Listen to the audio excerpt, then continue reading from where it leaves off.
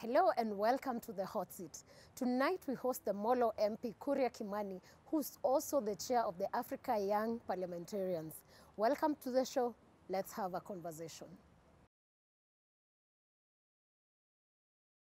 Thank you so much for joining us on the Hot Seat tonight. Karibu sana mheshimiwa. Asante sana sana. How is the going, especially with the new COVID regulations for you as an MP? It is quite a difficult time also for us because there are things that as a member of parliament I had planned to do, and most of our work is about meeting the people, identifying the needs and working towards them.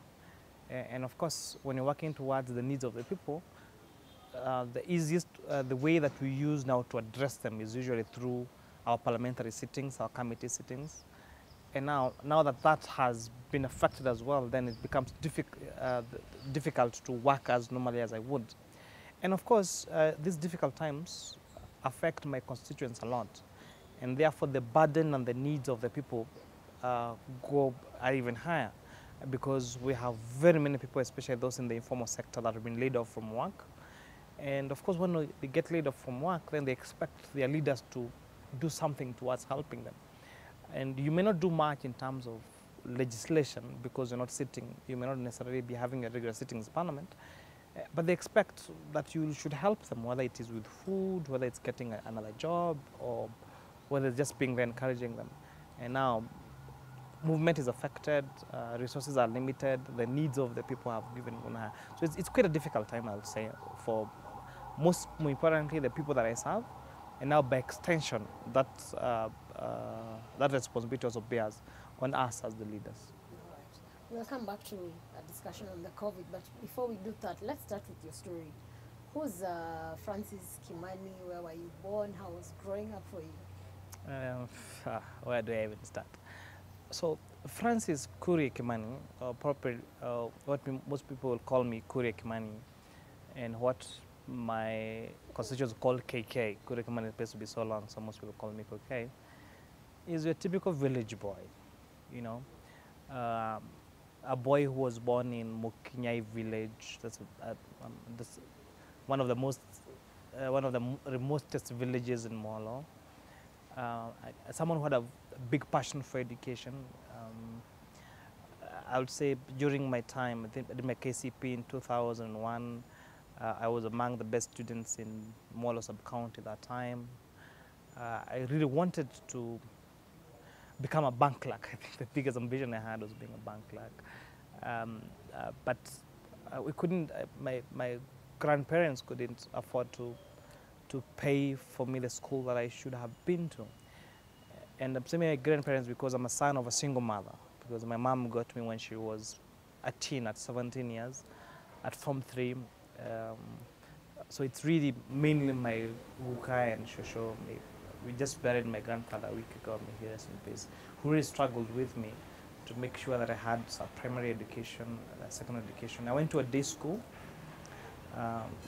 but hapa mimi husema Gukali nicheza because I was very passionate about going to a good school, and akaniambia sasa hakuna pesa ya kwenda good school, so labda urudie.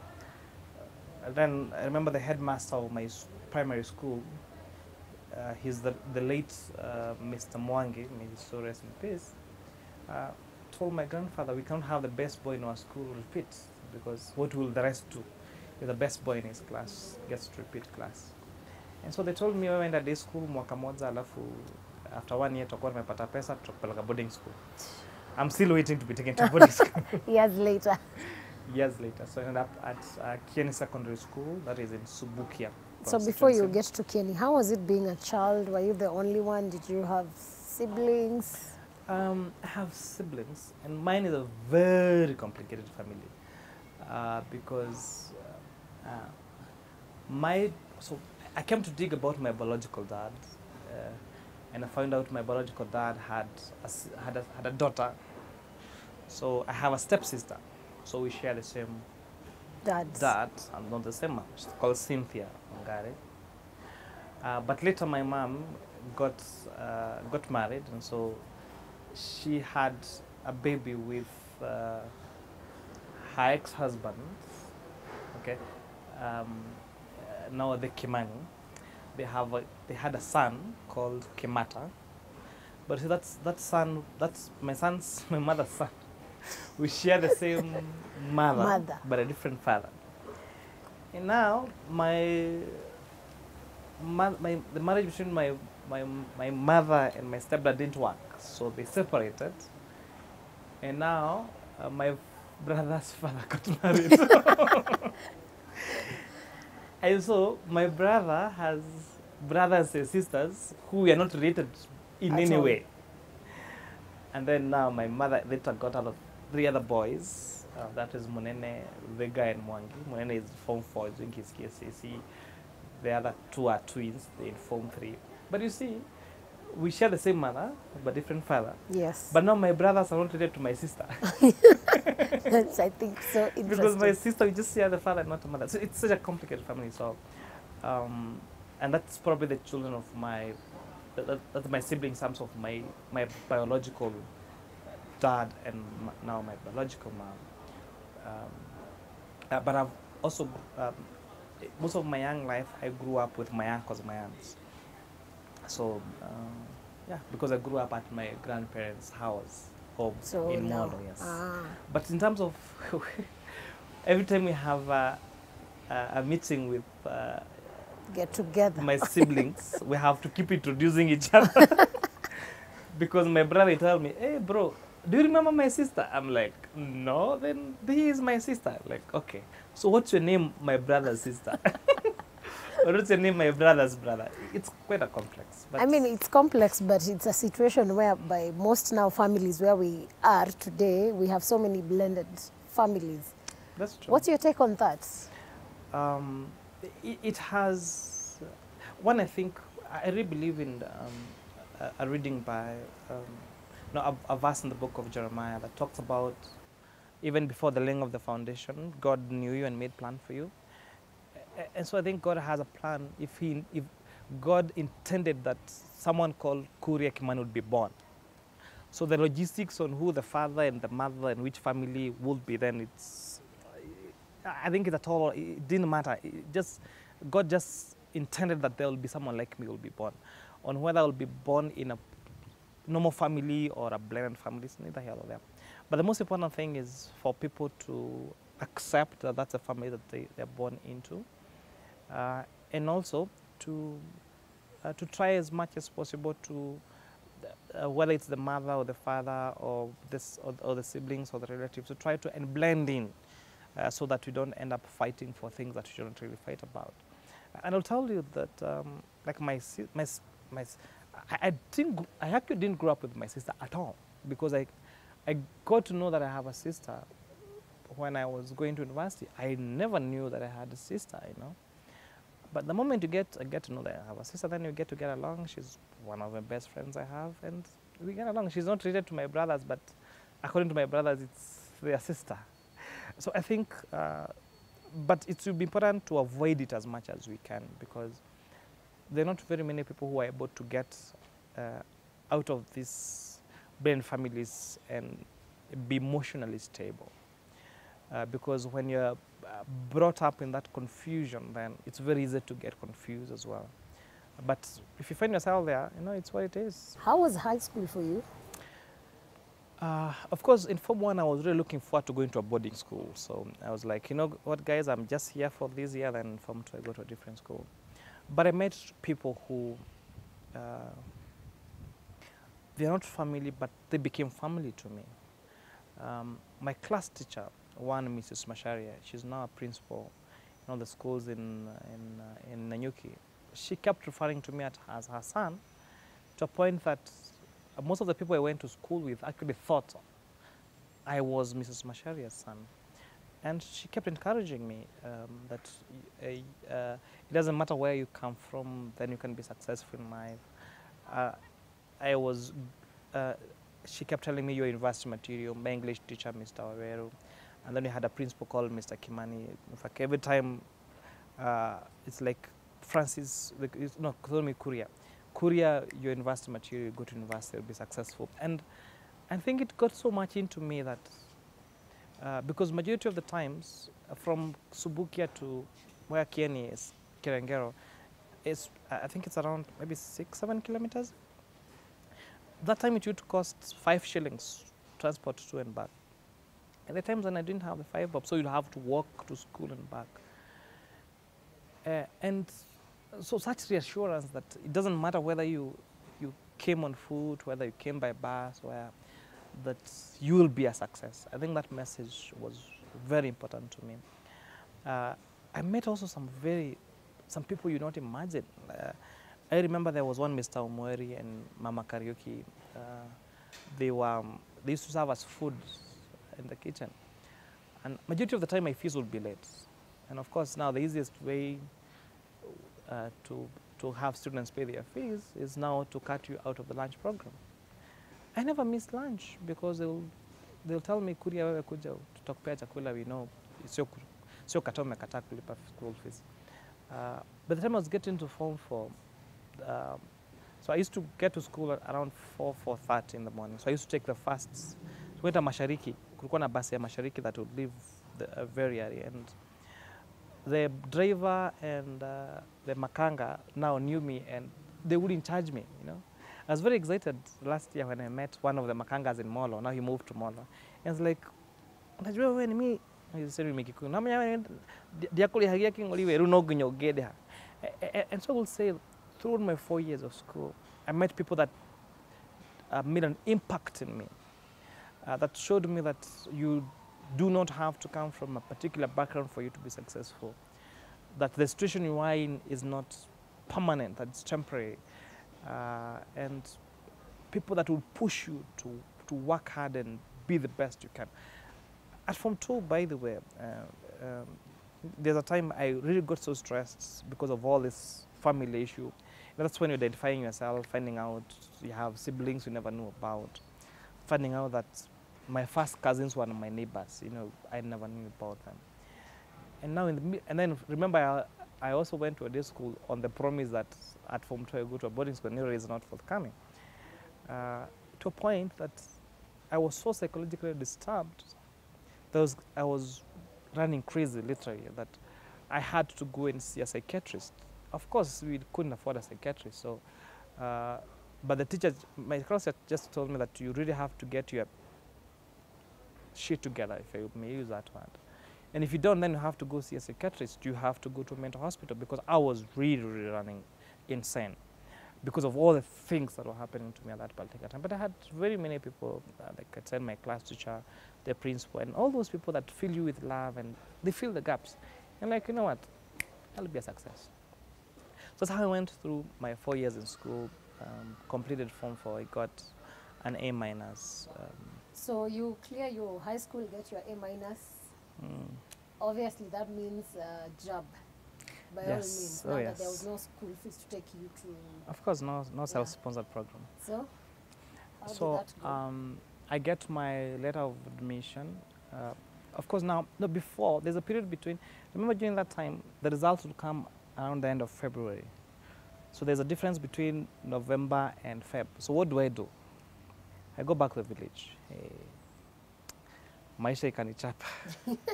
Vile inachapa watu Nairobi. Najua alafu kwetu sasa hakuna maji, hakuna kiangazi, so unaamkia asubuhi kuna kutafuta dhara, kwenda kuchota maji ya ng'ombe, like it was so much. So nikaona mashambani imeniweza. Nikatafuta job. Sasa nikaambia yangu fulani anatafutia works. Akaniambia ile kazi inapatikana ni mahali kunaitwa The Ngaine Dairy Farm. So The Ngaine Dairy Farm iko kutoka Subukia, kuja kama nakuja Nakuru, kuna mahali kunaitwa kwa Kahiga, unaingilia hapo like 8 kilometers out of the main road. It's a dairy farm. So wako na ng'ombe, alafu wanatengeneza yogurt na vitu zingine. So nikapewa kazi ya kibarua per day, mshahara ilikuwa 8 bob kwa siku. Lakini 8 bob ndio transport na nini. So you're just working for your transport? So you're either working for your transport. So bahati nikajiona na wasee walikuwa na accommodation ndani. Accommodation set ni kanyumba kama matope, floor ni ya matope. Nakumbuka kuna siku moja tumekuliwa na masiafu usiku. There's no money. Okay, that money was not enough for you even to have lunch itself. So nakumbuka, God forgive me, tulikuwa na tukipack tena nikapelekwa kwa factory kupack maziwa. So tulikuwa tukipack maziwa, tulikuwa tunapangana kila mtu kapack kamoja. So badala ya kufunga sasa kifuniko unakosa kufunga. So una time wakati supervisor ameangalia nyuma unaitoboa kidole alafu unafanya alafu unaeka chini. Sasa normally ukienda msalani kwa sababu inamaanisha you've been feeding on milk siku yote, you're not had any solid food. Why? Ushaendesha miezi 2 like kila siku. Because you're not taking any fluids, you're just taking milk throughout. So results ikanaunsiwa nikiwa sasa huko Lengeni Dairy Farm. Nikapata kumbe nimepita na nimepata A- ya 79. I'm like, just I think 1 point to an A plane. I was like, yeah. So the following nikajua sasa kama mimi nimeenda Victoria University, mimi sifanyi kazi ya kuamua ng'ombe tena na hii kazi ya dairy farm. So I went to the school, and then luckily now my former principal then took me as a motivation to other students, you know. As in kuonyesha watatu kufunza lakini nikianza nilikuwa nafunza after teaching hours. So lunch break, ile lunch prep na between now games na 6 kama ni form 4s na form 3s, that's when I would teach. But then I was so good that when they came to, there was they didn't have enough English teachers. They absorbed me now as an English teacher. So I would teach English form 1 and form 2, and now form 3 and form 4 will help them revise with revision of chemistry and physics, because those are really my strengths. Nikaanza na mshahara ya 2,500. By the time kabla nitoke nilikuwa nalipwa 7K. So nilikuwa nishaomoka. Early in life. Early in life, yes. So now after that, where did you go to university, and what were you studying? So after that nikapata barua ya KU. I was called to do one. I was very categorical that juu ya kukulia mashambani, I was like, siendi university za huko mashamba. I had to go to either University of Nairobi or KU. As in it was singeski, hapana. Ati nienda Egerton Njoro hapo nitoke Molo niende Njoro, hapana. I really had to go to either KU or University of Nairobi. And so, during that time, hakuna wanafunzi walikuwa disadvantage kama A-, because mwenye ako na A, unajua ni medicine, actuarial science, engineering. Wenye ako na B+, they're not choosy, whatever they get. Wasa A-, ile course unataka kufanya haufikishi points. Na hizi zingine unaziko chini kwako, sana kwako. So in the midst of that confusion, nikaitwa kufanya Bachelor of Library and Information Science. Sasa mimi nikiulizwa naenda kufanya course gani, nasema naenda kufanya Information Science. Niko na omit library. Sasa kwenda KU library, mwalimu wetu akakuja akatuambia, now as I train you to be librarians, and you're like, no. We're not librarians, we are information scientists. But you're doing information science. Anyway, that was not my passion. I didn't want to get to that field. So I tried to change my course, and I succeeded now to Library Information Science to Bachelor of Commerce and Finance. Because I felt, remember, when I was young, I was not so ambitious. I just wanted to be this guy who has a suit to work. So I just wanted to be a banker. That's all I wanted, because I could wear. You used to see back then. Of course, that's the only example I had of a career that was to be successful. But anyway, so between this, hii time when nimefanya job nikiwa Kieni, the little I got, remember I have a mother and siblings that are completely now dependent on me. So I used to use all my salary and savings to now support my parents and my siblings. So ikifika time ya kwenda shule hakuna pesa, so you had to do a harambee. And I remember one lady that I usually give a kid call for. She's called Shosho Virginia. She's my neighbor in the village. Tukifanya harambee nakumbuka yeye alikuja na mahindi. Akasema, Kuria, nidi na biashara yako negera, but mwadhi shukuru tukahote. I don't have money to give you, Kuria. But here is 2 gorogoros of maize. When you go to school, at least don't sleep hungry. And I remember she almost gave me all she had. She was not my family. She was just a neighbor who heard that there was a bright student who is son of the village and had made university, and she gave her all. I'll tell you why she's so important to me now later. But anyway, so that's how I get to KU. I start first year. Of course, sasa, kala harambee nimefanywa home, nimekunza, nimelipa fees, help imeingia. Lakini sasa hiyo help unajua itoshi fees na accommodation na food. Na ulifanywa harambee, unafikiria siku yote unafanya harambee. Sasa hizo nikitoka home naulizwa na mama, nikiradho tigera nini? Unatuachia nini? You expect usually my other friends will be like when they're going to school, wanapewa ka shopping ama wanaambiwa, mimi naulizwa unatuachia nini, because even at a particular time I was doing better than most of the people in my family. So like mimi ndiye na support watu wenye wako home na mimi ndiye sasa mwanafunzi. So that's when I thought I had to survive. And I realized when people come to university, there's usually a lifestyle change. Mademu akikuja shule wanakuanga na madress zimefika huko chini, wanavaa kamisi, wanavaa mavitu za ajabu ajabu. By week 2 washaanza kuchange. So mimi niko hapa kuna opportunity. Yako kuchange ama yako? No, yangu kufanya biashara. So watu wanakuja na wasichana na vazile zinaitwa boob deposit hizo. Sasa wakikuja nataka kuchange to proper bras now. Mimi niko na opportunity. So mimi niko nakuja Gikomba, nakuja Shana Mall. Ka help kakiingia nakuja na buy vitu. Naeka kwa suitcase, naenda sasa nikizurisha shoe. Door to door like this. I was the first person kuuza zile bra strapless. Unaona hizo zenye muna that time I could tell I could tell the size of your bra. Don't worry, I can't tell now. Excuse me, wow. But it was so good. I think I've sold a lot of bras in my life. I started from panties and now I advanced to calculators, nika advanced to laptops. So by the time nikafika 4 years, sasa mimi nilikuwa mwana biashara ile like unauza nini? Hustler serious. Like you can use what I'm saying, like what do you want? Because I could supply whatever you needed supplied. And I think that's what hiyo ndio ilinikaribisha Nairobi nikanishukua biashara. And fortunately hapo nikiwa second year nikifikia nenda kukwachua kafresha nikakauzia calculator. Au kademulizia calculator sasa ni bibi yangu na tuko na watu wawili. Hey. I like that. I usually laugh because the calculator I sold to her alikuwa anafanya fashion and design. So namuulizanga seriously. Scientific calculator unakuwa unabaya nini? So kumbe pia calculate how to get this businessman. How to get that's a nice one.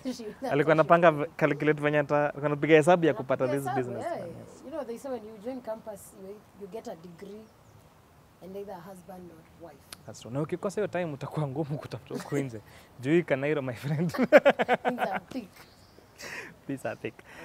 So then I started my CPA because I realized if I have to be successful in my career, I did become in finance now, and I realized I needed to do CPA. So I'm a CPA by then. I'm a member of the institute. Sijaingia class kujisomea. Wow. Nafanya biashara, nafanya BCom na kujisomea.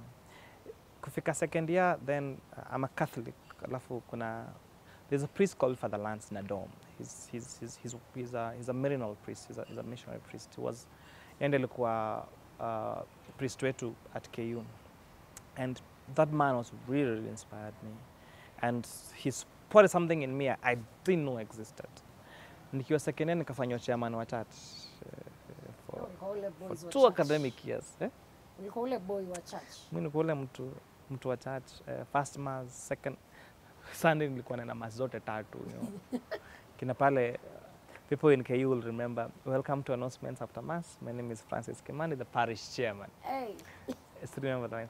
We did a lot of reforms though in the church. There are a lot of programs we started. We started a scholarship fund.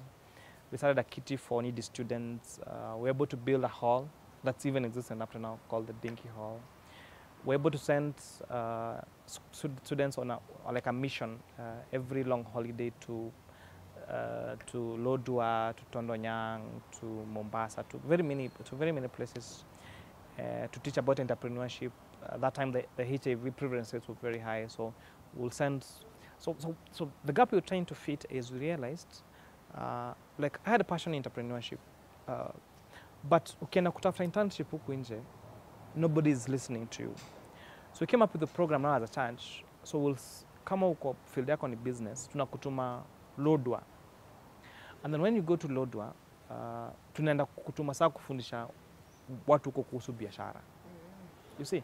and now get attached to the Catholic diocese there, because the Catholic Church was more flexible than the corporate institutions out there.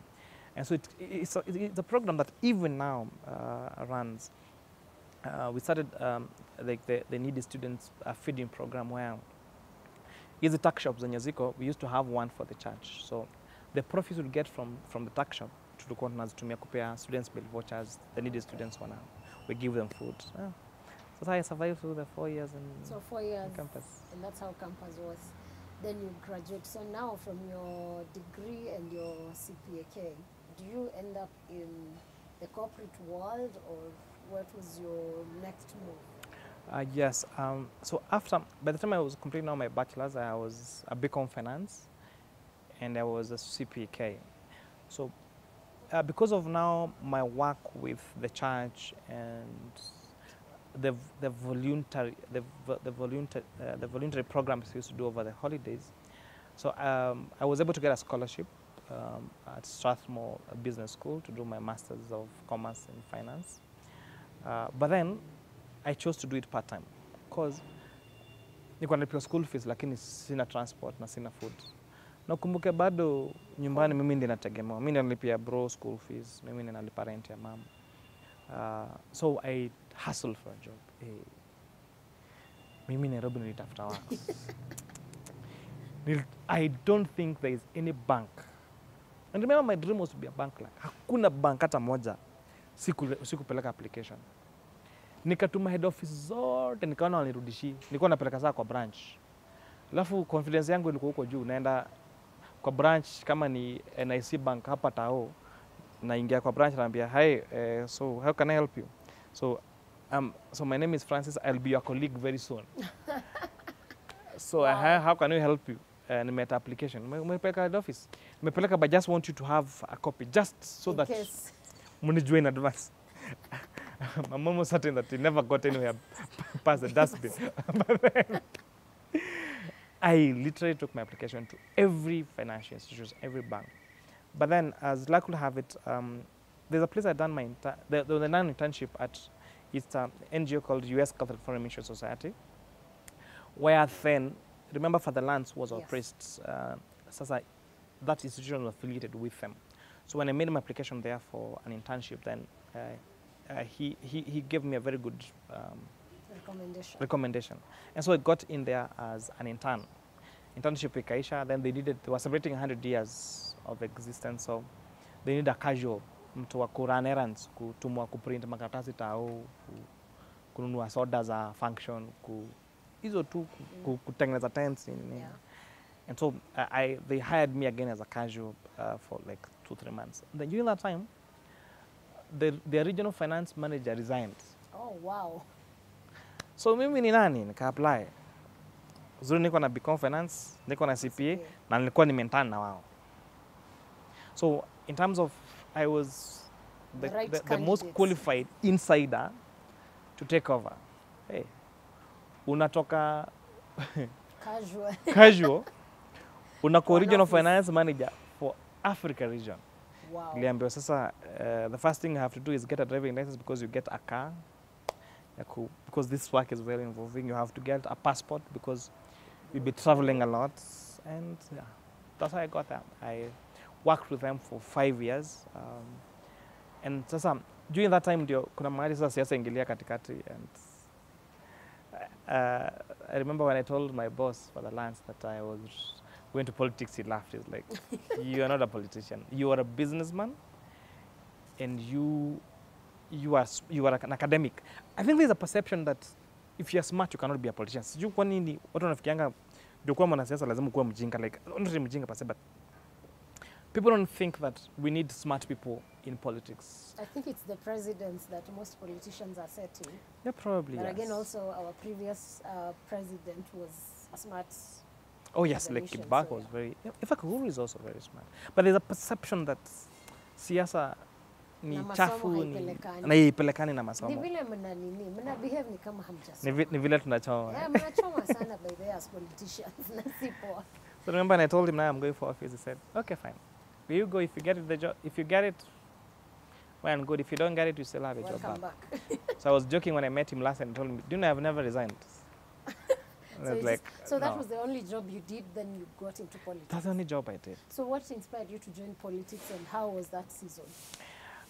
So during this time, remember Shosho Virginia I told you about? Yes. Mwenye nipea mahindi nikienda shule. Yes. So I felt indebted. Like, what should I do? As in, how do I do to kusema thank you?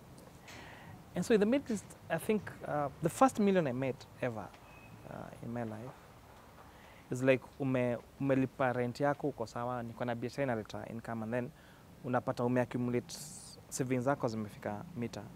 Then you're like, that time my mom then alikuwa na car rental, nimemnunulia ploti, nimemjengea decent house, and you're still young, you're like 25. Na una bibi una watoto. So like, I think I need to go back to my village and do something in return. So I went and took everyone in my location. Nikawabaya fertilizer 50 kilos na mahindi, as in I help them plant an equivalent of 1 acre. And my message to them was, so that next time someone needing this village wants to go to school, usiogope kupenda gorogoro yako mbili. Kwa sababu huyo mtu atakuja kesho kukupatia much more. I think that's the message I was trying to send. So hapo ndio utaanza kuniambia, oh, unataka kitu gani? Then I'm like, mimi hata hakuna kitu nataka. And of course, naturally, what happened, I'm just giving thanks. And naturally, what will happen is that I started getting many needs of people now coming at home asking, niko na mtoto wangu university, nimekosa school fees kwa mtoto high school. And I would say innocently and genuinely help. Okay? So to a point that now, as we speak, I have a doctor who is working with Kericho County Government as a medical doctor. I paid for his medical college fees kutoka first year. Si wetu, he's not even my relative. I have someone who has a degree now in actuarial science, graduated a year ago.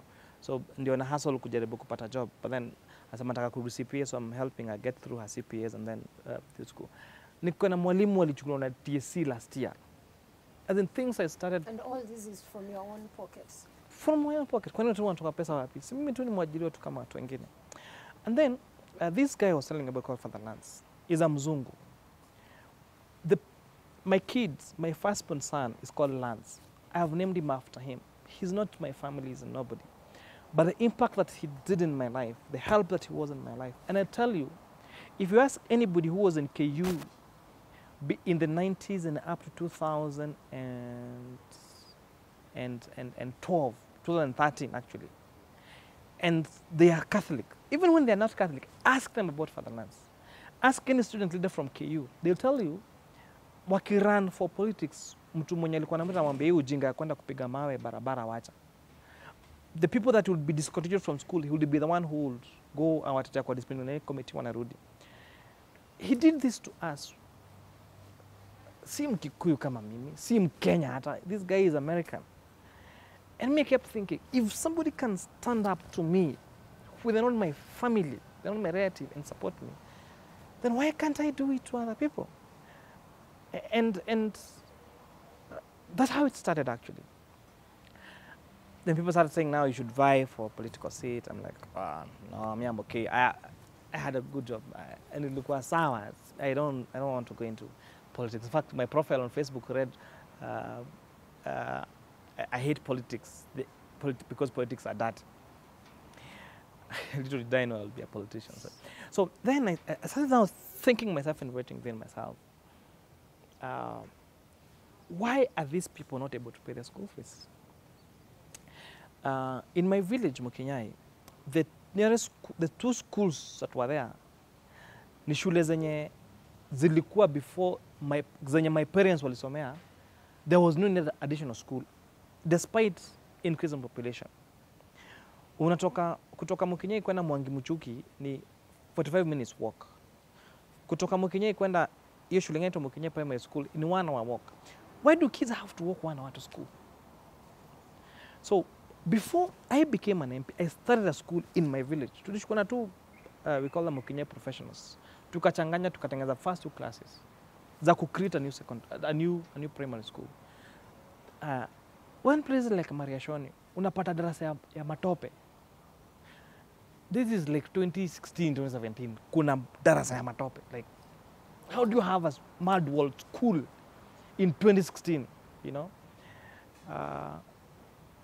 all this time, how do of course those school fees kuna CDF. In fact, hata sasa the elected leaders then, zile harambee zote sasa nilikuwa mtu wa ikifika Friday mashinani kuna harambee hii kuna harambee.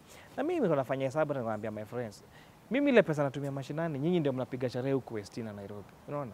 So but then mimi naona I am doing something for the people. Yeah. Hakuna siku nishaipatana na sikuipatana na MC ama MP ati harambee ati that time we trying to raise money for these kids kwenda shule. Hakuna any elected alikuwa anafanya. And I thought, why can't I create a difference? And then nikarealize shida nyingine kubwa in my view tuko nayo katika siasa. Let me tell you, working between like for me kufanyia watu wa Molo kazi na kuwa bunge Nairobi ni ngumu. It's hard. The distance alone is a minimum of 4 hours na hiyo umekimbia. So if you go in the normal speed ni masaa 5. So ebu niambie venye utakuwa na watu mashinani Molo.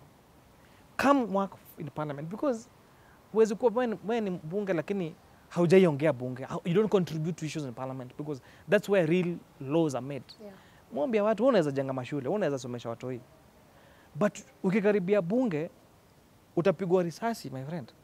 Na ukienda sana utaenda kwenye mnaendanga kwa media center ama kule public gallery. You cannot make laws. You can't. But I can make laws. I can question why things are being done in a particular law. I can bring an amendment to parliament that will do something. So I really think that the greatest responsibility of a member of parliament is their contribution at the committee stage of parliament and at the floor of the house. So how do you do that when your constituency in Nairobi is 5 hours apart? When you have a family, when your own life? And I thought you would do a better job if you were younger. Because kama jana nimetoka, I was in the constituency, my driver lost his dad, so tukaenda mazishi jana. Then after that kulikuwa na few strategic meetings na nini. We finished at, I think I finished around saa 6. You know, I left Molo at midnight yesterday. Was in Nairobi by 3 a.m. Sleep until like 7. Was in my first meeting at 9:30 a.m. today. Konge kweli kama ningekuwa na miaka 70 ama 80 singeweza. Of course you can't. So I thought I am more useful when you're young. When I'm young because I have the energy and pia brain yangu haijakorogwa sana, you know. And if you'd follow learning curve, because every new job has a learning curve. Yes. Wewe wakati ulianza kazi yako ya media, you probably are not as competent as you are now because it's a learning curve. Yeah. And I thought by the time I'm done with this learning curve, then I will still be useful to this country. But if you elect me at 70 and it takes another 5 years to learn what I'm doing, by the time I'm starting to learn, I don't have the energy anymore. Yeah. And I thought people like inspire me, like Barack Obama. You know, they started their leadership when they were young people. People that have made changes in the world, the Nelson Mandelas, they started when they're young. And so, and maybe you may not even realize what you're able to do until later. But what we're able to do that later is a culmination of many years of experience. That's true. The reason why we're talking about the Oginga, the Raila Odingas, the William Rutos, the Uhuru Kenyatas, is because waliingia kwa uongozi wakiwa young.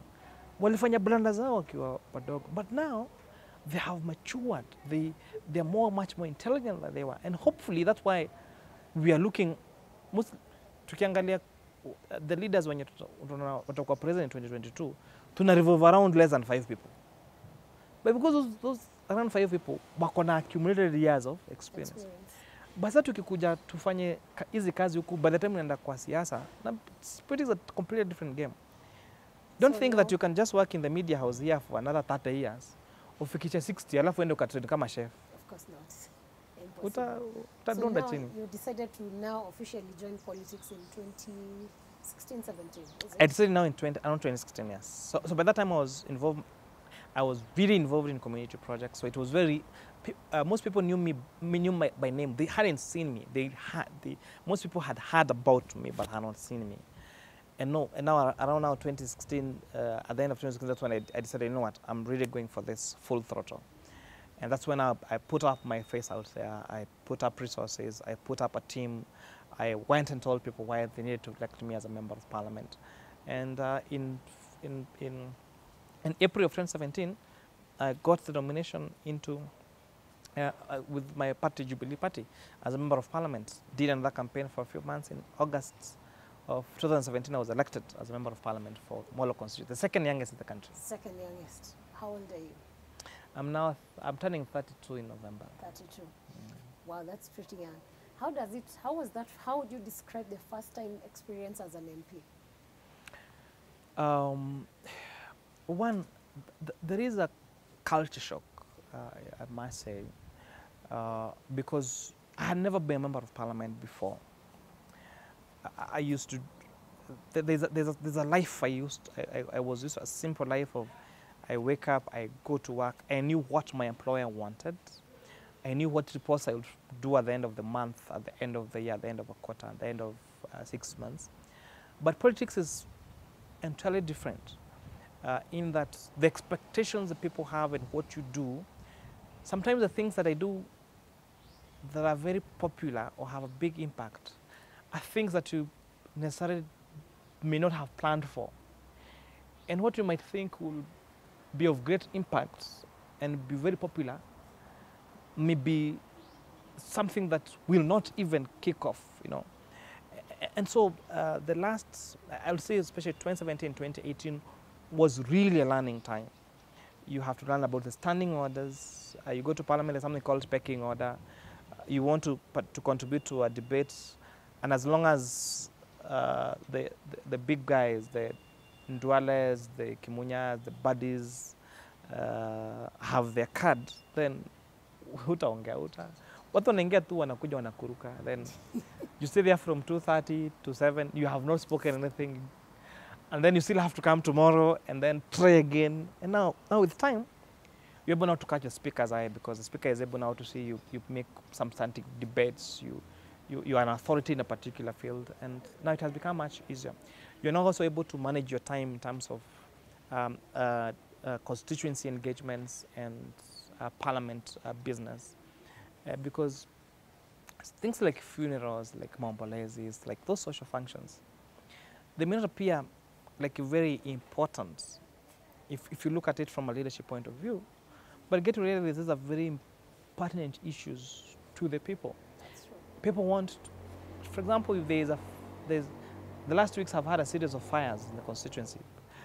If there's a fire, those people affected by that fire, we expect you that either when the fire is, even before the fire goes off, You're there. do you leave your committee sitting and go Deal with your constituents. and be with your constituents? So there's a lot of Learning that that takes place. It's not learning that takes place. So with time now, you create a mechanism that say, fine, I will go, but before I go, maybe I can send my people to send assistance, and I say, wait for me. And then again, sometimes people don't like, and then when you go, they tell you that sirudi kutumana kuna jileta, so they want you yourself. Like, even if you stay for a week, since it's you we voted for, so we want to see you. No? Kuambia tunakobonga na kuambia hapana, sisi ni watu tulichagua na tunataka kukuwa tunakuona. So it's about really attaining a balance, learning and unlearning, and attaining the balance between being there for your people, being there with the projects of the people, lobbying for those projects that you want for the people, and also making a good contribution where it really matters, that is at the floor of the National Assembly. I had an interview with the minority leader just a few days ago, and he said that most of the young MPs are not taking time to learn. So as you respond to that, I also want to know... Sorry, you said most of the young people? Are not willing to learn. Like, you join parliament and there's nothing major you're contributing, you're not taking time to learn how parliament runs. So maybe that's one of the challenges. As you address that also, there's a feeling that most young politicians have failed the young people of this country. Is that true? I'll start with whether the young people have failed the people of this country. And I would say most of the time, we have not lived to the expectations of the young people. That's a fact. But why is that so? Most of us are fresh in politics.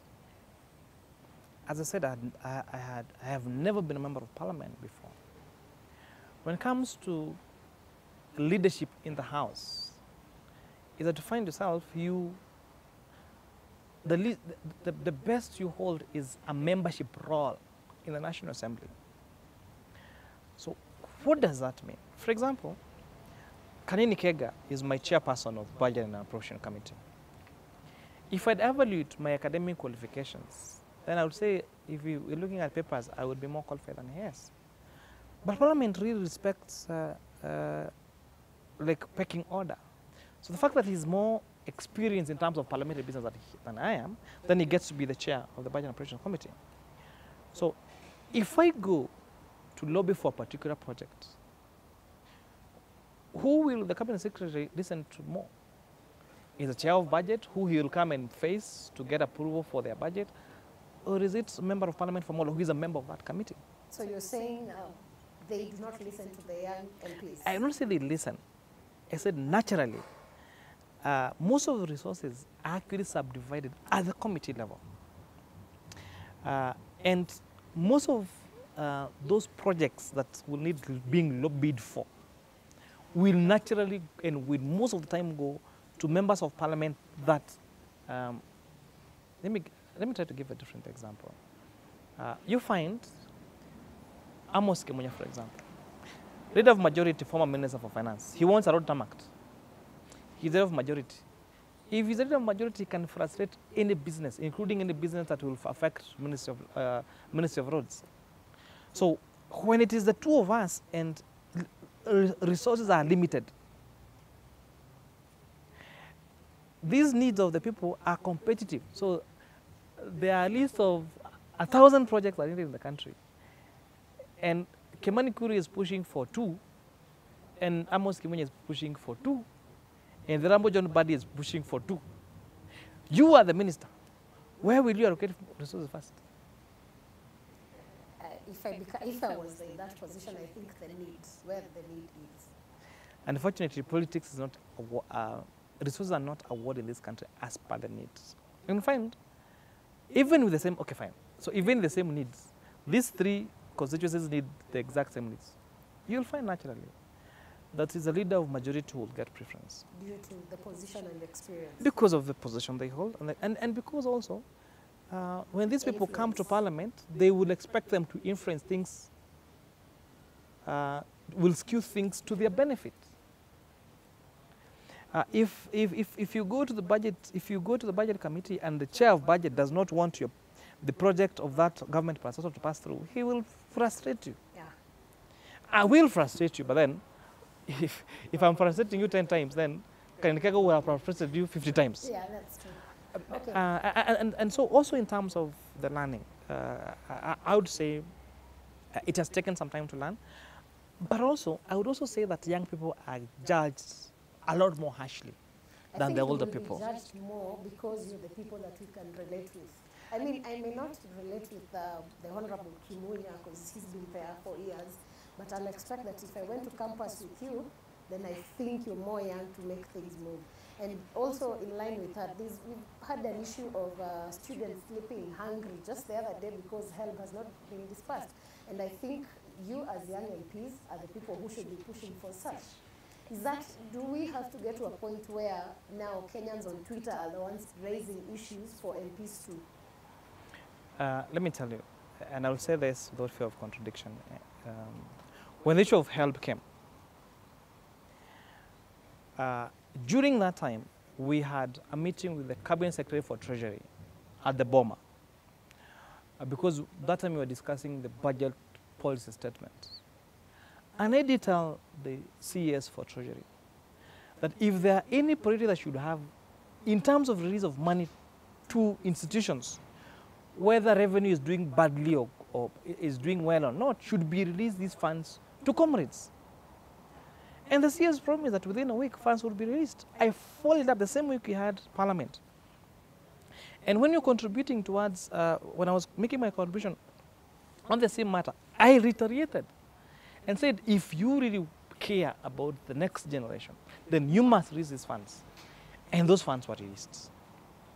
So I dare say that when it comes to fighting for the rights, for the affairs of young people in this country, I have been on the lead. I mean, you have tried, like for this, that one in particular, it was a plus. As we speak, there's an outcry of young people who've lost jobs because of COVID.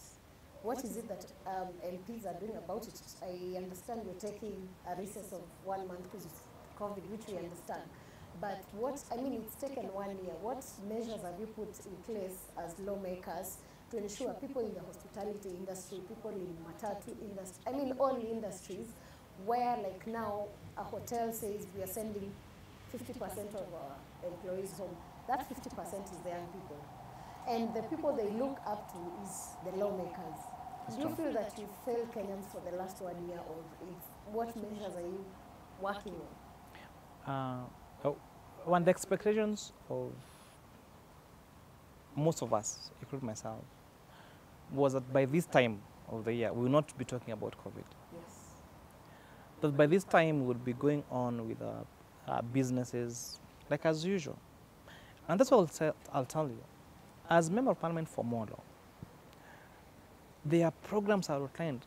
There is a recording studio that I was hoping by now will be complete and equipped, where those young people want to come and record their music, want to come record a show like this.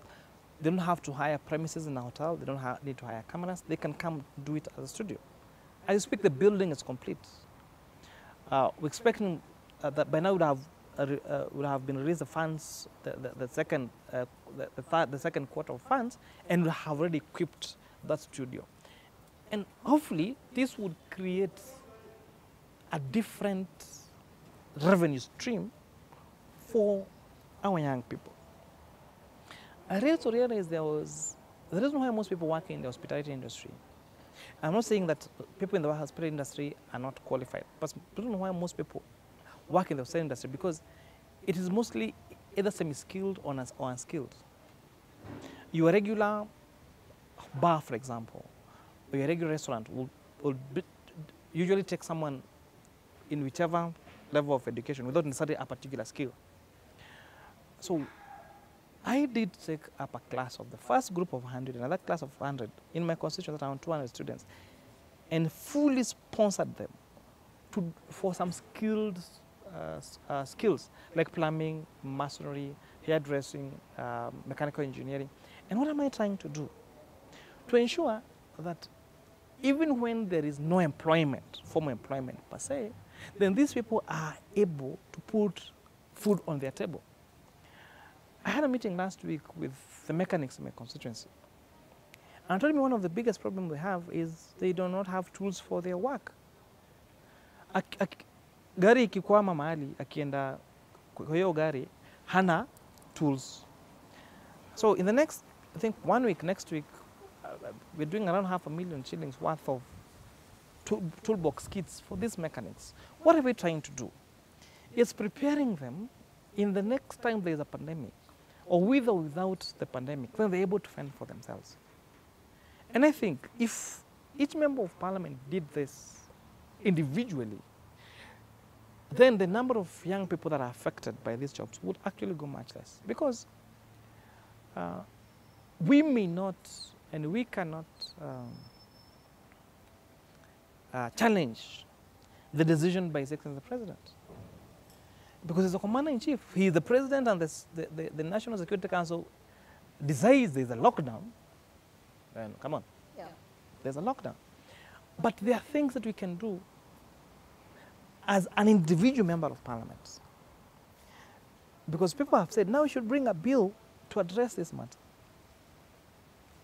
I've been working on a bill for the last 3 years, the National Value Addition Bill, that was hoping to create a national Value Addition Authority that will ensure that farmers do not sell their agricultural products in their raw form.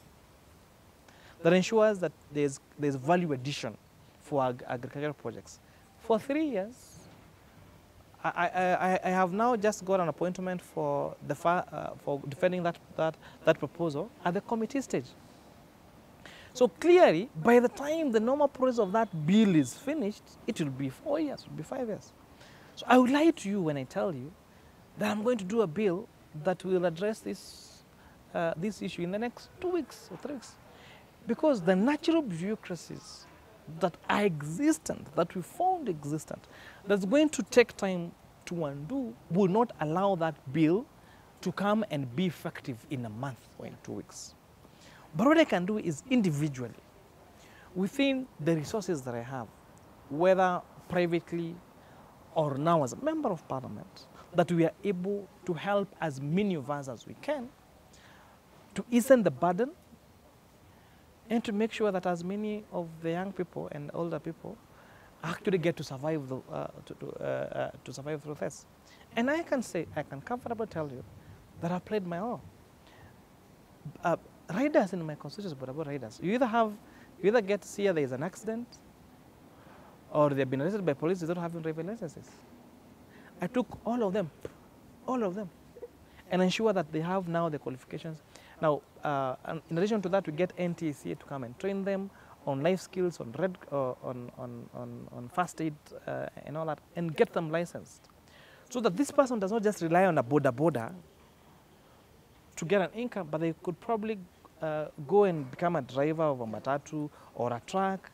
And even when they go and seek that job, they have an added advantage because this person has life skills training, they have first aid training, and hopefully now that will give them an edge over the others. Because one of the greatest problems we have with unemployment in this country is we have a big group of people who look for a job called kazi yoyote.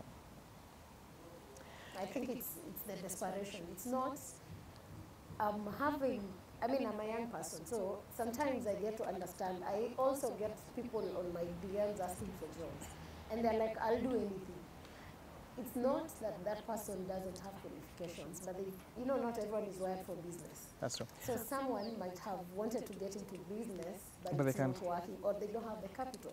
So they get to a point where the only thing is, you want me to come wash your car, I'll come. The difference is, for example, if you tell me that Mahesh help me get a job, so I'll ask, what's your skill? And tell me, yoyote. Now, it becomes tricky because where do I start? And remember also because I get thousands of such requests. But someone tells me that, Mahesh, can we get a job? So what's your skill? They tell me I'm a trained journalist. After the show, I'll tell you, Sarah, you have one cameraman. Do you think you have a space for another two or another one? So I have a place to start.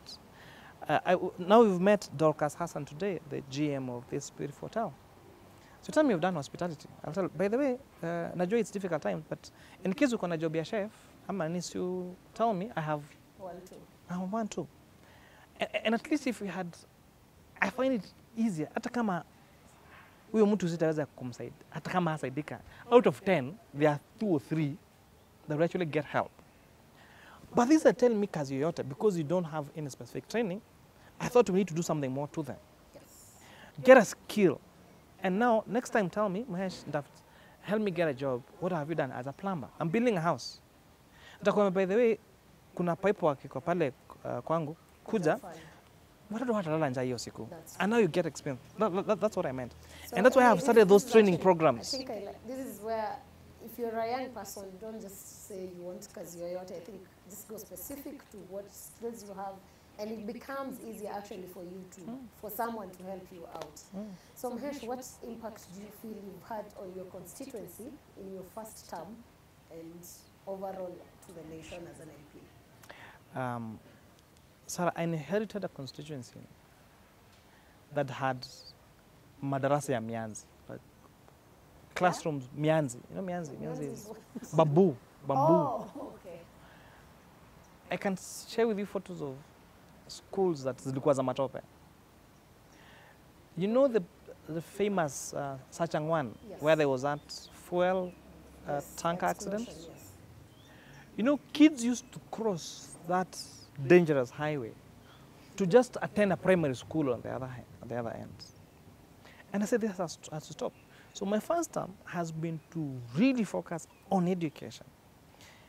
And myself being a product of a public school throughout, apart from now when I did my master's at Strathmore, is we need to fix our school system so that huyu mtoto maskini apate chance ya kufaulu katika maisha, like that cool kid, that rich kid.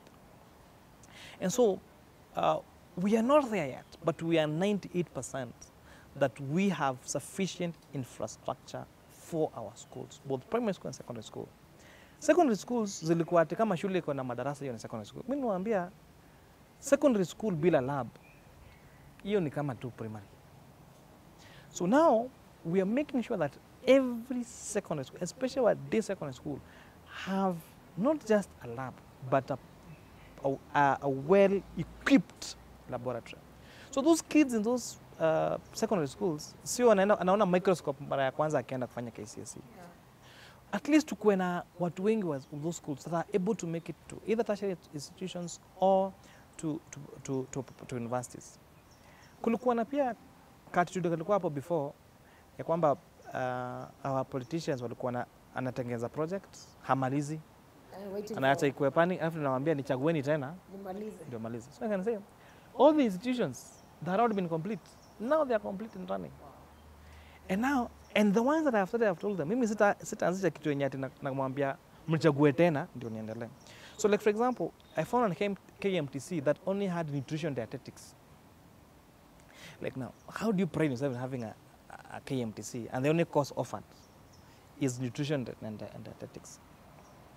So we have created a completely new nursing wing.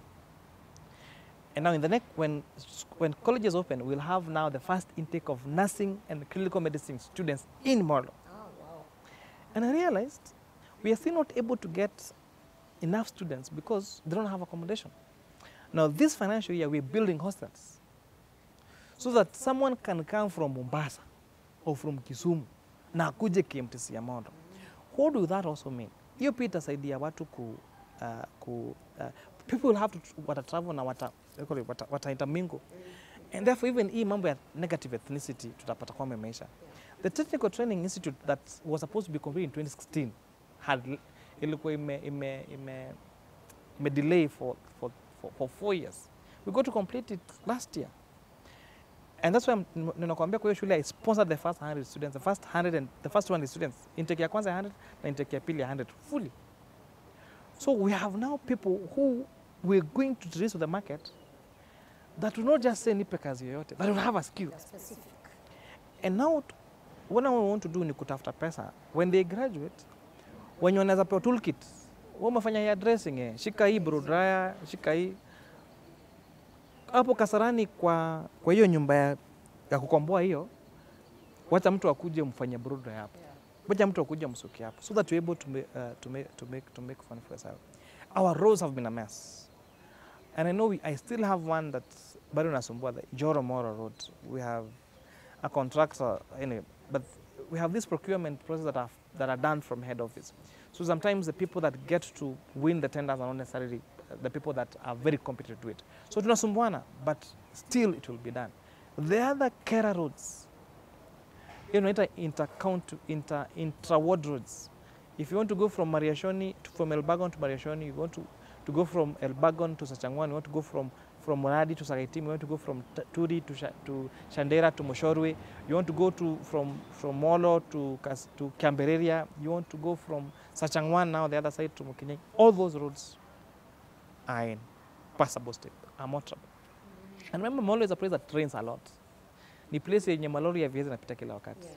And I've been trying to make sure that those roads, and every time of the year, they are motorable. Because that's what I want to offer to these people. At least give them service. Other issues like mental health. You know, we've had a lot of suicides in my constituency. So we've started a program for mental health trainings. We did the first two series 2 weeks ago. And now when this issue of meetings isn't, then we want to carry out a mental health campaign in the entire constituency, telling people it's okay not to be okay. Yeah, and to speak out. To speak up. we have trained counselors already who now will be who at least will be reaching out to people with signs of depression and all that, and trying to make sure that these suicides and these homicide cases get to go down.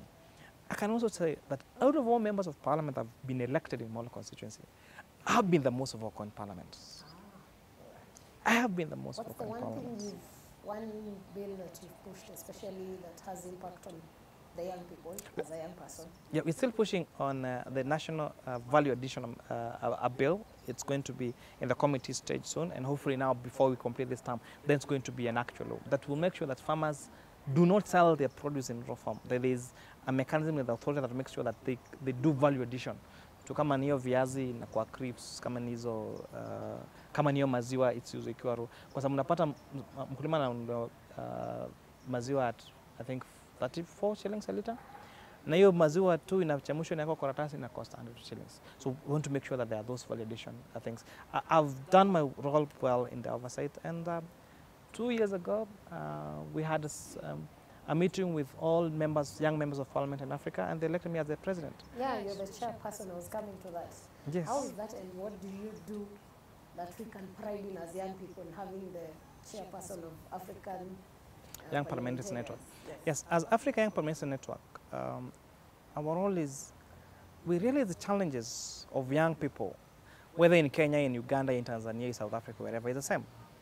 That's why a candidate like Bobby Wine, despite him being very popular and should have been the president of Uganda, didn't make it. And those are the challenges that every young person faces when they try to seek political position, when they try to make a difference in their countries in the area of areas of jurisdiction. So we are now pushing one for particular bills, especially on matters of anti-corruption, on good governance. Now we have a bill already in the National Assembly, the Whistleblowers Bill, that now will make sure that when you whistleblow and say, remember the case of this accountant who flagged off some haste in Masai Mara, and now we realize that he was saying that nobody's even hiring him because I think he was fired or something. We don't want to make sure there's a bill that protects those whistleblowers. We have COVID again, but we're creating mentorship programs to make sure across the country and in Africa that we have a mentorship and training programs for young people who especially want to be politicians. Because we have a patronage system, not just in Kenya but in Africa. Inakuwa kama ujuipati leader, hata ukichana nomination huwezi pata. Unanyang'anywa live. Mimi kwanza yangu ninyang'anywa live vile nishi.